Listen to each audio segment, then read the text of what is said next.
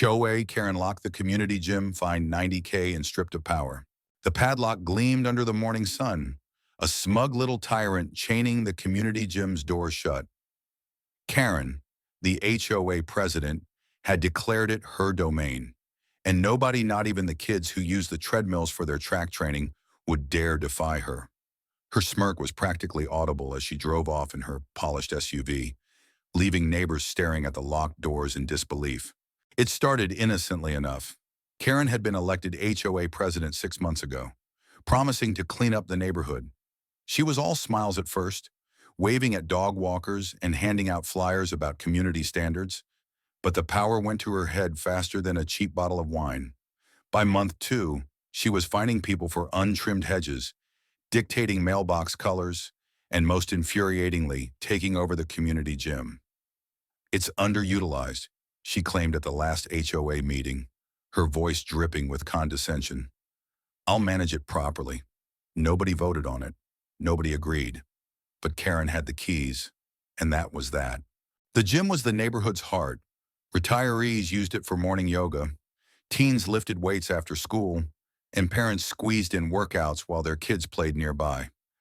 It wasn't fancy, just a modest space with creaky ellipticals and a few dumbbells, but it was ours.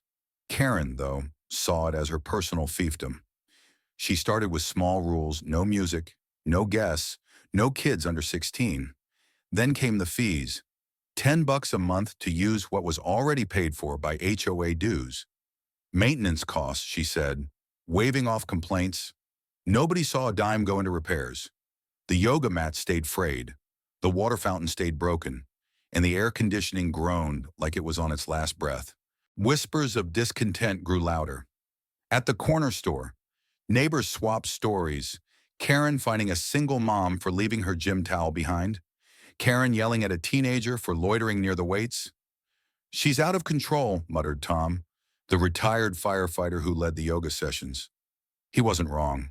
Karen's reign felt like a slow suffocation, and the gym, once a refuge, was now her battleground. Then came the twist nobody saw coming. At the next HOA meeting, a quiet newcomer named Lila stood up. She was a paralegal who'd moved in a month ago, always polite but unassuming. "I've been reviewing the HOA bylaws," she said, her voice steady but sharp. "Karen's gym fees are illegal. The gym's funded by our dues, and she's pocketing the cash." The room froze. Karen's face turned the color of her overpriced Merlot. "That's slander," she snapped. But Lila held up a stack of receipts, proof of Karen's maintenance deposits into her personal account. The crowd erupted. Karen stormed out, but the seed was planted. This wasn't just about a gym anymore. The next morning, the padlock appeared. Karen had locked the gym overnight, posting a handwritten sign closed for renovations until further notice. No renovations were scheduled. No contractors were hired. It was a power move, pure and simple. Neighbors gathered outside, furious. Tom tried his old key, useless. A teenager, Jake, kicked the door in frustration, leaving a dent. "She can't do this," he shouted. But Karen could, and she did. Her SUV rolled by later that day, windows up, ignoring the glares. The community's anger simmered.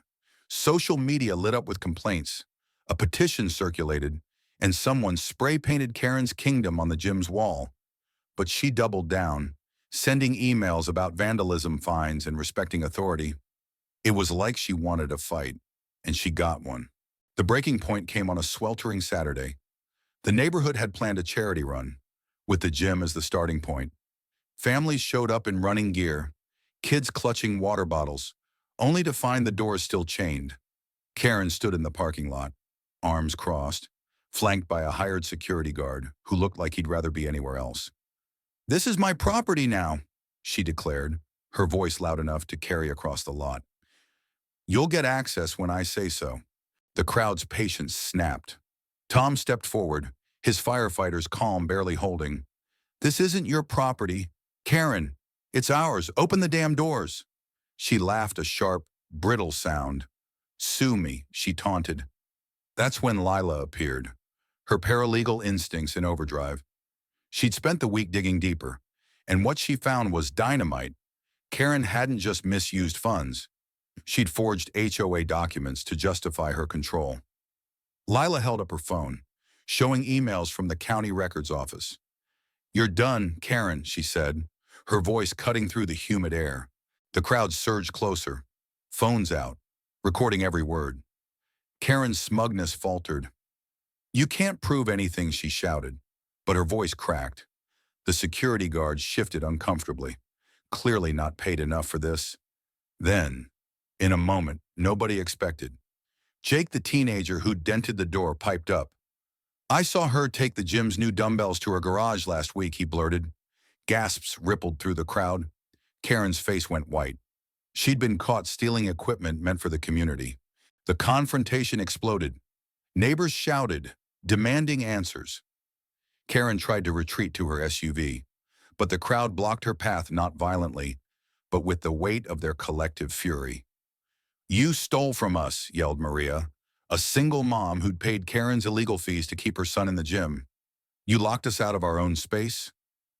The air crackled with tension, the padlock on the gym doors glinting like a guilty accomplice.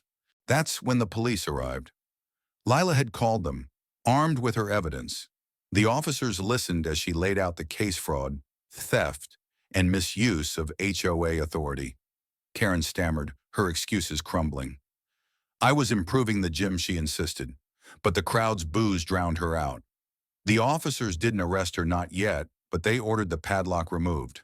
A neighbor with bolt cutters stepped forward, and the chain fell with a satisfying clank. The crowd cheered, but the fight wasn't over. The fallout was swift and brutal.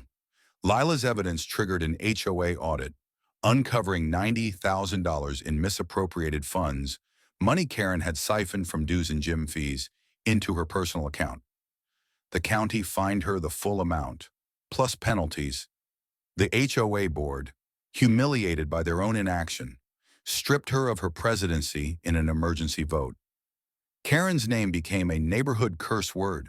Her SUV, once a symbol of her status, was repossessed after she couldn't pay the fine. The gym reopened, its creaky equipment suddenly feeling like a victory trophy. But the story didn't end with cheers. The neighborhood was scarred. Trust in the HOA was shattered, and some, like Maria, felt guilty for not speaking up sooner. At a community meeting, Tom stood up, his voice heavy. "We let this happen because we stayed quiet. Never again." Lila, now the interim HOA president, proposed new bylaws to prevent another Karen. The crowd nodded, but the air felt heavy with lessons learned. Karen moved away a month later, her house sold at a loss. Rumors swirled that she'd tried to join another HOA, but no one would have her. The gym, though, thrived. New weights arrived, donated by Jake's dad, who owned a sporting goods store. The yoga mats were replaced, the water fountain fixed. It wasn't perfect, but it was home again. What do you think? Did Karen get what she deserved?